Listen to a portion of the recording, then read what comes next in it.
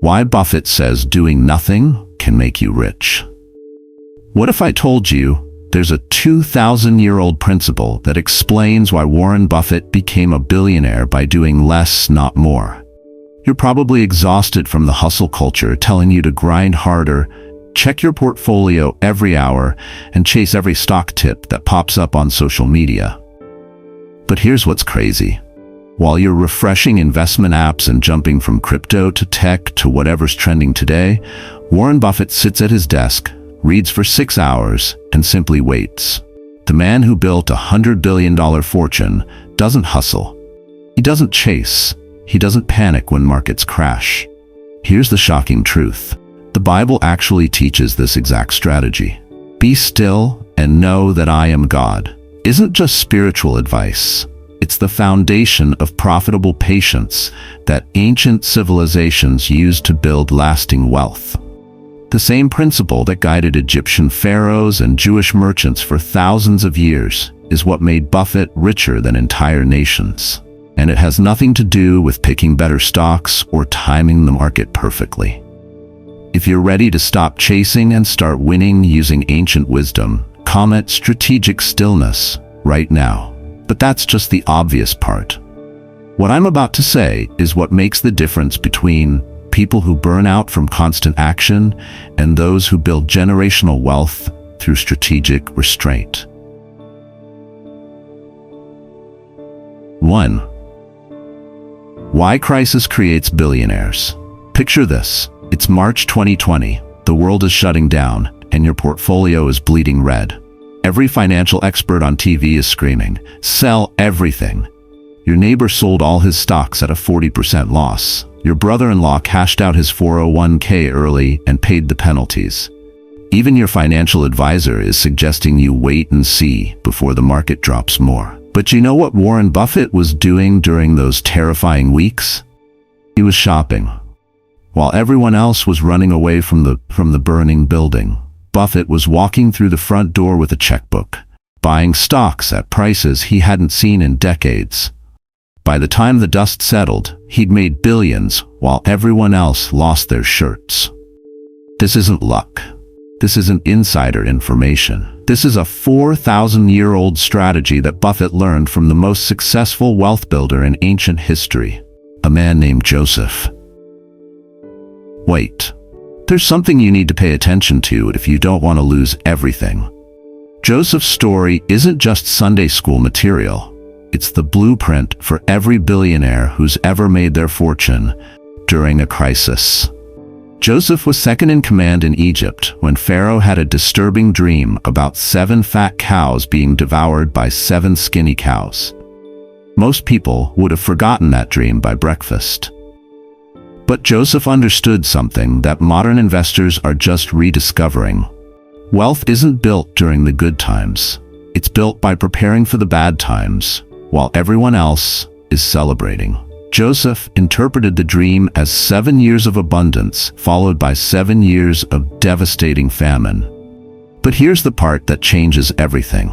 Joseph didn't just warn about the coming crisis. He positioned Egypt to profit from it.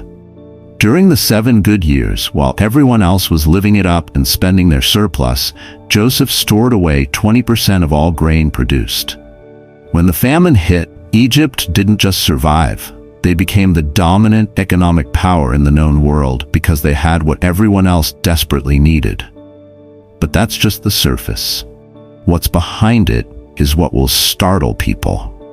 This exact pattern repeats every single economic cycle, and the billionaires know it. While regular investors panic and sell at the bottom, the wealthy accumulate assets at fire sale prices. Research shows that during major market crashes, approximately 80% of individual investors sell their holdings, often at massive losses. Meanwhile, the top 1% of investors increase their holdings by an average of 15 to 20%. Warren Buffett calls this the greatest wealth transfer in history. And it happens like clockwork every 7 to 10 years.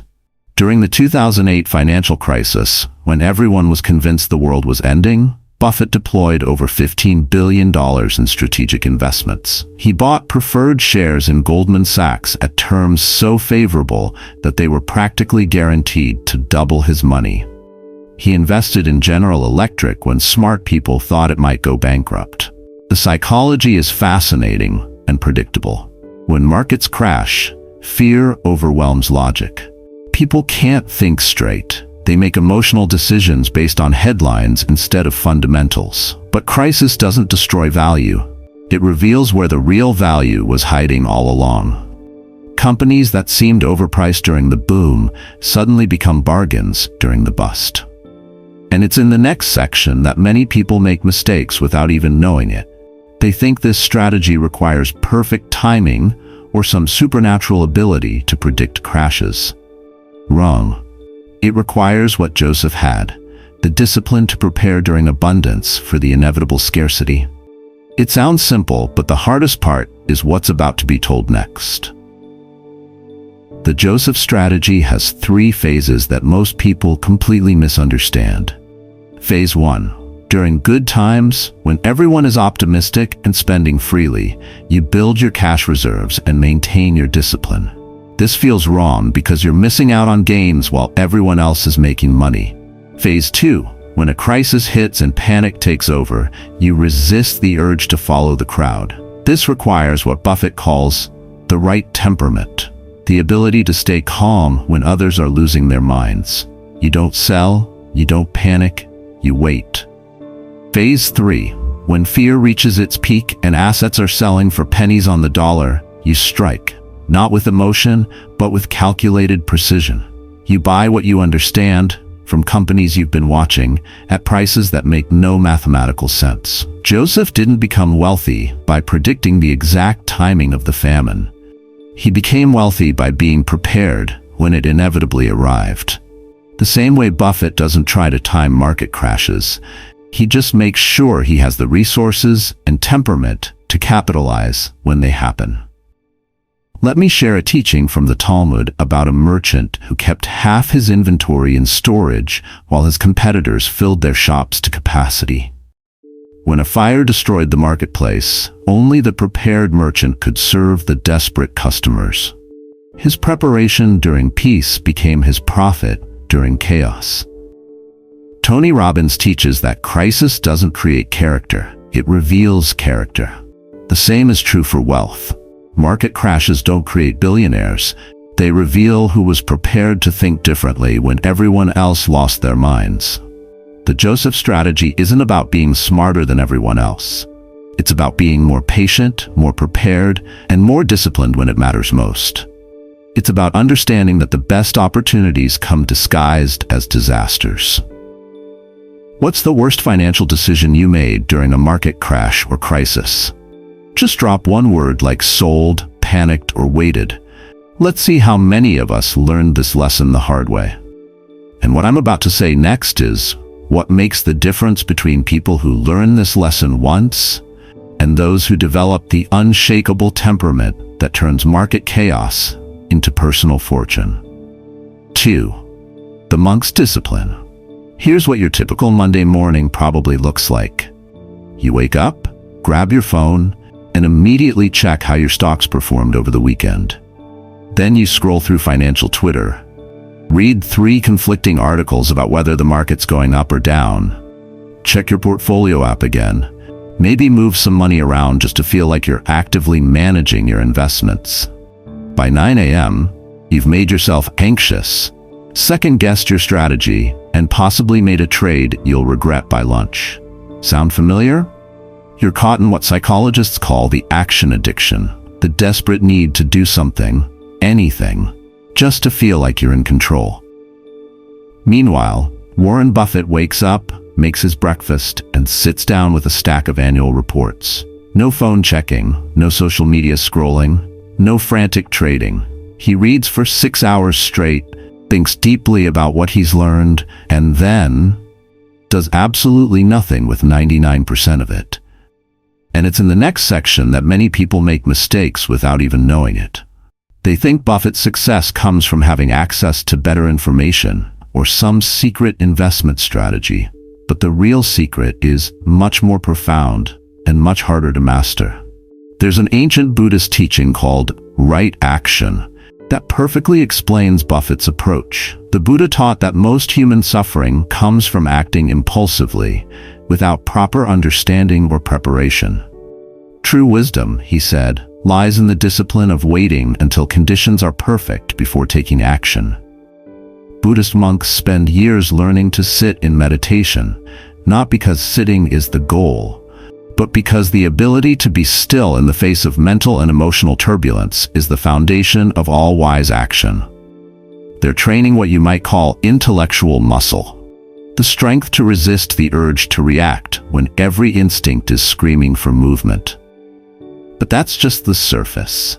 What's behind it is what will startle people. Modern neuroscience has proven the Buddha and Buffett were right all along. Every time you check your portfolio, every notification you respond to, every impulsive trade you make, you're literally rewiring your brain for impatience and poor decision-making. Studies from MIT show that investors who check their portfolios daily earn 2.4% less annually than those who check monthly. Why?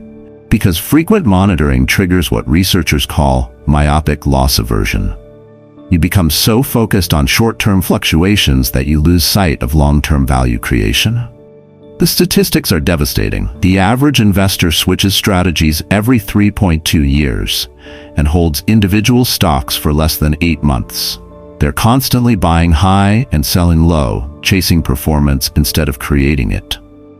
Research by Dalbar shows that while the S&P 500 returned 9.85% annually over the past 20 years, the average investor earned only 5.29% because they couldn't sit still. Buffett takes the opposite approach. He famously said, an investor should act as though he had a lifetime decision card with just 20 punches on it. Imagine that. Only 20 investment decisions for your entire life. Would you be more careful? More patient? More selective? That's exactly the point. Wait, the most important part is in the following story.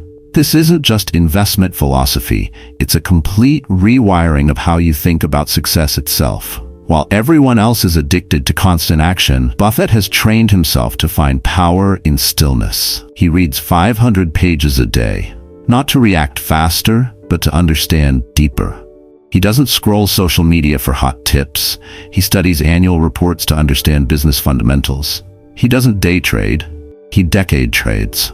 His longest held position, Coca-Cola, he's owned for over 30 years and has said he'd be happy to hold forever. The discipline required for this approach is extraordinary. Think about it. Buffett has sat through the dot-com boom and bust, the 2008 financial crisis, the COVID crash, and countless other market panics without changing his core strategy. While others were panicking, pivoting, and day trading their way to mediocrity, he was reading, thinking, and occasionally making moves so precise they generated decades of returns. Marcus Aurelius, the philosopher-emperor who ruled Rome while managing constant military and political crises, wrote in his private journals, "The best revenge is not to be like your enemy." In investment terms, this means the best response to market chaos isn't to become chaotic yourself. It's to become more disciplined, more focused, more still. Marcus understood what Buffett practices. Stillness isn't the absence of action. It's the intelligent application of restraint. When everyone else is moving frantically, the person who can think clearly has an enormous advantage. While others exhaust themselves with constant activity, you conserve your energy until the moment when action actually matters. It sounds simple, but the hardest part is what's about to be told next. Developing this monk's discipline requires fighting against every instinct modern technology has programmed into you. Your phone wants you to check it. Social media wants you to scroll. Trading apps want you to trade. The entire financial media complex profits from keeping you anxious, active, and reactive. But Buffett has created what you might call a stillness practice. He deliberately avoids the noise. His office doesn't have multiple monitors showing real-time market data. He doesn't have Bloomberg terminals or CNBC playing in the background. He creates an environment designed for deep thinking, not quick reacting. The transformation happens gradually. First, you stop checking your portfolio multiple times a day. Then you stop making impulsive trades based on daily news. Eventually, you develop what Buffett calls the right temperament, the ability to remain calm and focused regardless of external circumstances. Warren Buffett famously said, "You don't need to be a genius to be a great investor. What you need is the right temperament." And temperament, unlike IQ, can be trained. It's developed through practice, through discipline, through the daily choice to be still when everything around you is moving. Let me share a story from Zen tradition about a master archer. Students would ask him the secret to his perfect aim. He would reply, "I don't aim at the target. I become so still that the target comes to me." This is Buffett's approach. He doesn't chase opportunities. He becomes so clear and patient that the right opportunities reveal themselves. Napoleon Hill, who studied the wealthiest Americans for over 20 years, found they all shared one trait: the ability to make decisions slowly and change them slowly, if at all. They weren't smarter than everyone else. They were more disciplined about when and how they acted. How many times did you check your investment accounts last week? Just drop a number like 5 or 20 plus. Let's see who needs to develop more monk-like discipline. All of the above will be meaningless. If you missed the last detail about why precision always beats speed when it comes to building lasting wealth. The Carpenter's wisdom. Let me ask you something that might sting a little. How many investment moves did you make last year? Be honest. Was it 10, 50, maybe over 100 if you count all those crypto trades, stock switches, and rebalancing sessions?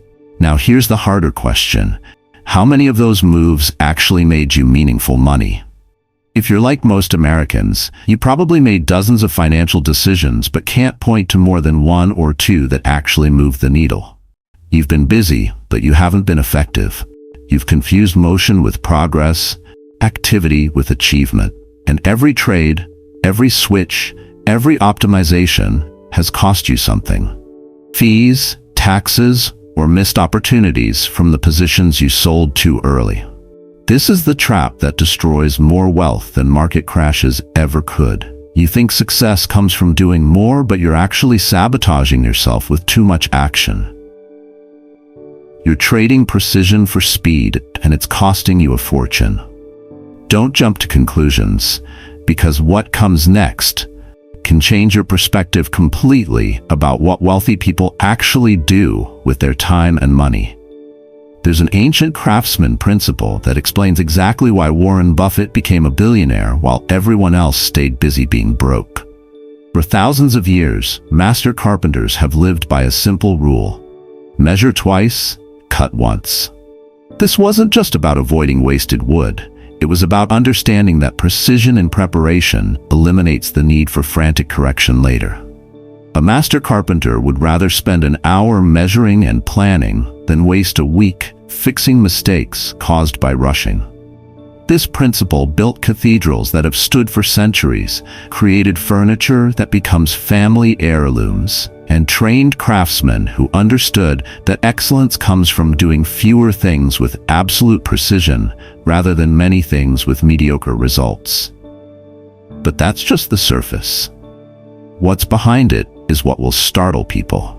Warren Buffett has applied this carpenter's wisdom to wealth building with mathematical precision, and the results speak for themselves. While the average investor makes dozens of trades per year, Buffett has built his $100+ billion fortune with fewer than 20 major investment decisions over 5 decades. Think about that for a moment. 20 decisions. That's less than one significant investment move every 2.5 years. While you're busy shuffling your portfolio like deck chairs on the Titanic, Buffett is building an empire, one carefully considered decision at a time. His longest-held position, Coca-Cola, he bought in the late 1980s and has never sold a single share. Not during the dot-com boom when tech stocks were flying and Coke looked boring. Not during the 2008 crisis when everything seemed to be falling apart. Not during COVID when the world stopped drinking sodas at restaurants and movie theaters. He measured once, cut once, and has been collecting dividends and appreciation for over 3 decades. The mathematics of this approach are staggering.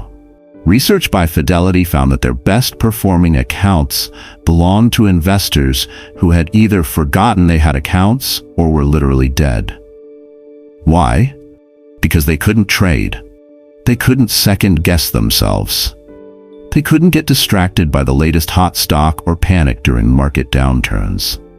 Wait, there's something you need to pay attention to if you don't want to lose everything. The data on overtrading is absolutely devastating. Studies show that accounts with the highest trading activity underperform the market by an average of 6.5% annually. These aren't day traders or speculators. These are regular people who think they're being active and engaged with their investments. Meanwhile, investors who make fewer than 5 trades per year outperform the market by an average of 1.8% annually. It's not even close. Every additional trade you make statistically reduces your long-term returns. You're literally paying brokers and the government to make yourself poorer. It sounds simple, but the hardest part is what's about to be told next. Developing Carpenter-like precision requires fighting against everything the financial industry wants you to do. They make money when you trade, so they've designed everything to encourage activity. Apps with flashing lights, push notifications about market moves, articles about 5 hot stocks to buy now. It's all designed to make you feel like standing still is falling behind. But Buffett has mastered what he calls the fat pitches strategy. In baseball, you don't have to swing at every pitch. You can wait for the perfect one, right in your wheelhouse, at the perfect speed, exactly where you want it. But most investors act like they're in a hitting contest where they have to swing at everything thrown their way. Buffett's approach is the opposite. He's willing to watch hundreds of investment pitches go by without swinging. He'll study companies for years before making a move. He'll pass on deals that look good, but aren't great. He's not trying to hit singles and doubles all day long. He's waiting for the occasional pitch he can absolutely crush out of the park. Benjamin Franklin, who understood the carpenter's mindset better than most Americans, applied this same principle to his business ventures. Franklin didn't scatter his attention across dozens of projects. He focused intensely on printing, then publishing, then a few carefully chosen civic improvements. Each venture was thoroughly researched, precisely planned, and executed with patience. Franklin wrote, "An investment in knowledge pays the best interest." But he lived by an even more powerful principle. An investment in precision pays compound interest. He would rather master one thing completely than dabble in 10 things superficially. This focus allowed him to become wealthy enough to retire early and spend the rest of his life in public service. Napoleon Hill, who studied successful people for over 2 decades, discovered they all shared what he called concentrated effort. They didn't divide their energy among many pursuits. They focused like a magnifying glass focuses sunlight. Scattered light illuminates. Concentrated light burns through steel. This is why Buffett can sit through entire years making 0 major investment decisions. He's not lazy or indecisive. He's concentrating his energy and capital for the moments when precision can create decades of returns. One perfectly timed, thoroughly researched investment decision can be worth more than 100 mediocre trades. The carpenter's wisdom teaches us that tools don't make the craftsman, technique does. It's not about having the fastest trading platform or the most sophisticated analysis software. It's about developing the discipline to measure twice and cut once, to plan thoroughly and execute precisely, to focus intensely and wait patiently. How many investment positions do you currently hold, and how many of them did you research for more than a week before buying? Just drop 2 numbers like 15 positions, 2 researched. Let's see who's building wealth like a master carpenter versus throwing darts at a board. Look, here's the bottom line. Joseph prepared for famine during abundance, monks master stillness to achieve clarity, and master carpenters measure twice to cut once. These aren't just ancient stories, they're the blueprint Warren Buffett used to build a $100 billion fortune while everyone else stayed busy being broke. The market doesn't reward activity, it rewards accuracy. It doesn't belong to the fastest, it belongs to the most patient. While others exhaust themselves chasing every opportunity, you can build wealth by mastering the art of strategic stillness. This week, choose one investment you truly understand and commit to holding it for a minimum of 5 years. Stop checking your portfolio daily. Start reading annual reports instead of financial Twitter. What's one financial move you're making out of impatience that you should probably stop? Drop it in the comments. Day trading, checking apps, or switching strategies. Let's help each other break these wealth-destroying habits. Remember, your ancestors built empires through patience and precision. The market belongs to those who can wait. Sometimes doing nothing is exactly how you become unstoppable.